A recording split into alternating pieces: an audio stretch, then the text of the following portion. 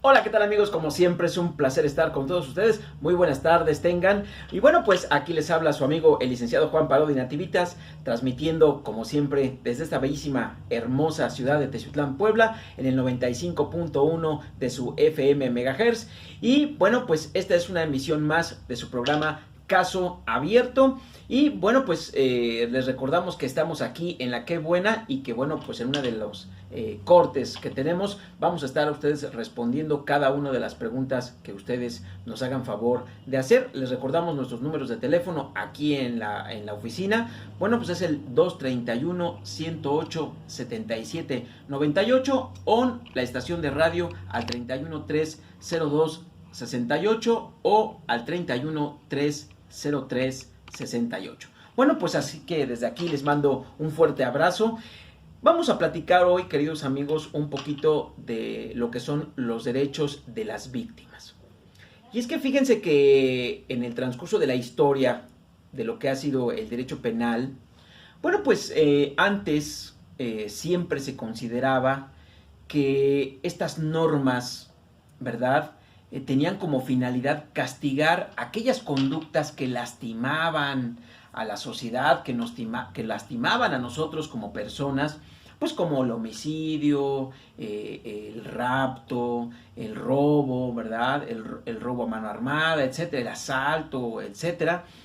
Bueno, pues aquellas conductas evidentemente que eran prohibidas. Y la intención era castigar precisamente a esta persona que las cometía. Por eso se llamaba derecho penal, porque imponía penas. Y bueno, se dejó por muchos años la protección de las víctimas de los delitos, ¿sí? Sin embargo, bueno, pues en los últimos años, precisamente los especialistas, los estudiosos del derecho, han volteado a mirar precisamente, pues, dónde quedan estos derechos de las víctimas. Y bueno, pues en ese sentido, ahora tenemos un mucho mejor auge, ¿verdad? De no solamente castigar a la persona que ha cometido un delito, sino además proteger, cuidar, restablecer, resarcir en aquel derecho que le fue victimizado. Bueno, pues tratar de devolverle ese derecho a esa persona, pues que ya sea que sea víctima o que sea ofendido. La víctima, bueno, pues es aquella persona precisamente en contra de quien se causó directamente la lesión, que puede ser un homicidio, puede ser una lesión, ¿verdad? Una puñalada, un balazo, o el ofendido, que son precisamente las personas que no directamente recibieron ese impacto, pero que sí les causa perjuicio. Pueden ser los deudos, ¿no? Aquellos niños que quedan huérfanos por la muerte de una persona, en fin.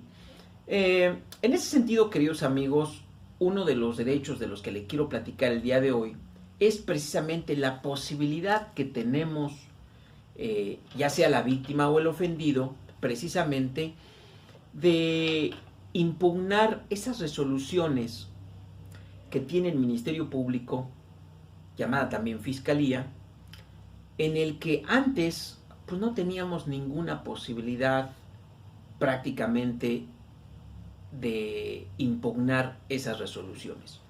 Y es que nos quejamos mucho, queridos amigos, de que pues no se hace justicia, ¿no? Nos falta realmente en la sociedad ese ánimo, ¿verdad? Esa conciencia, esa percepción que tenemos la ciudadanía de que pues no se está haciendo lo correcto, ¿no? Y nos falta precisamente que los órganos del Estado, como son la Procuraduría General de Justicia, en todos los niveles, ¿verdad? Pues se pongan a trabajar, tengan más instrumentos, más personal y que realmente lleven a las personas que han cometido un delito, la lleven a un proceso penal y que además este proceso termine en una sentencia condenatoria, en una sentencia justa para las víctimas. Y es que, queridos amigos, antes existía el monopolio del Ministerio Público. ¿A qué me refiero con el monopolio? Bueno, pues el único órgano que podía investigar la muerte de una persona, ¿verdad? Que podía investigar una lesión, un fraude, pues era el Ministerio Público.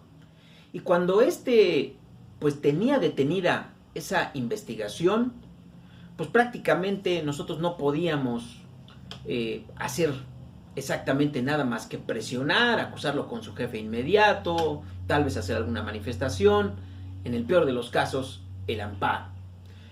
Sin embargo, bueno, pues con esta nueva legislación, este monopolio del Ministerio Público para tomar determinaciones le ha sido de alguna manera regulada.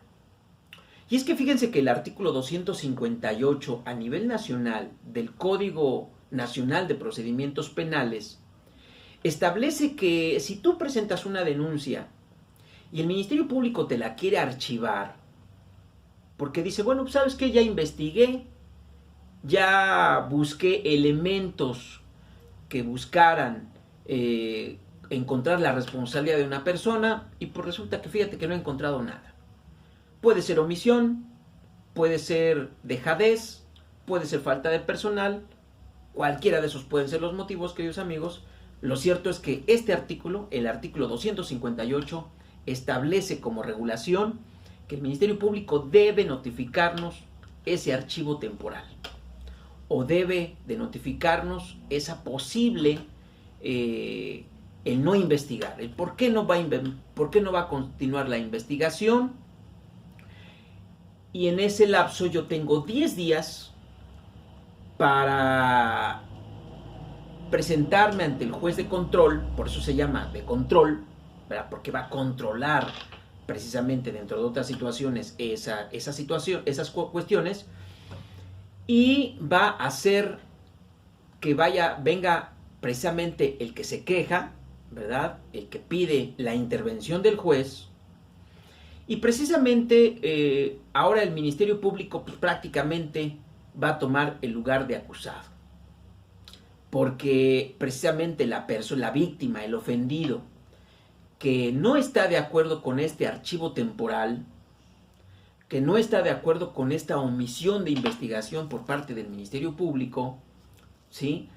Va a poder tener voz y voto en una audiencia realizada precisamente ante este juez especialista en derecho penal y ante juez de control, y en el que vamos a poder exponer, queridos amigos, los motivos por los cuales no estamos de acuerdo en que el Ministerio Público no ejercite acción penal, deje de investigar o incluso archivo de la carpeta de investigación. Otros, por ejemplo, los criterios de oportunidad, que en otro momento hablaremos porque es un tema más extenso, pero que finalmente, queridos amigos, ya a nosotros nos pasó que de repente el Ministerio Público nos dice, pues, ¿sabes qué? Es que de acuerdo con los hechos que tú me pones en conocimiento, yo considero que no hay fraude, o yo considero que no hay violencia familiar, o yo considero que... Y yo, queridos amigos, no sé, allá en casita estarán de acuerdo o no conmigo, espero que participen con nosotros. El Ministerio Público de repente hace las veces o quiere hacer las veces de juez y parte. Es decir, de investigador y aparte de juez, porque tal parece que quiere determinar si una conducta o no es un delito o no. Cuando no es así, quien tiene esa responsabilidad es el juez. Y es así, queridos amigos, porque en muchas ocasiones nosotros presentamos nuestra denuncia y desde el principio ellos nos dicen, ¿sabes qué? No, es que esto que me estás poniendo en conocimiento, la verdad, esto no es fraude. Cuando yo, desde el punto de vista técnico, ¿verdad? Como experto en derecho, yo digo, a ver, no, espérame, esto sí es un fraude, ¿sí?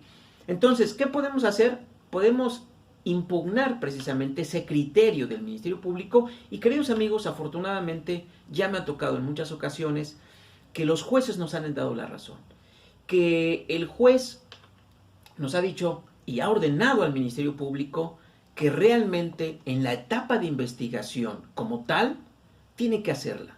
Es decir, difícilmente el Ministerio Público va a tener elementos de hechos y de datos de prueba para poder determinar si esta conducta está tipificada como delito o no y poder tomar una decisión. ¿Por qué? Porque recordemos que en nuestro nuevo sistema de justicia penal es un procedimiento en el que la primera parte es solo una etapa de investigación.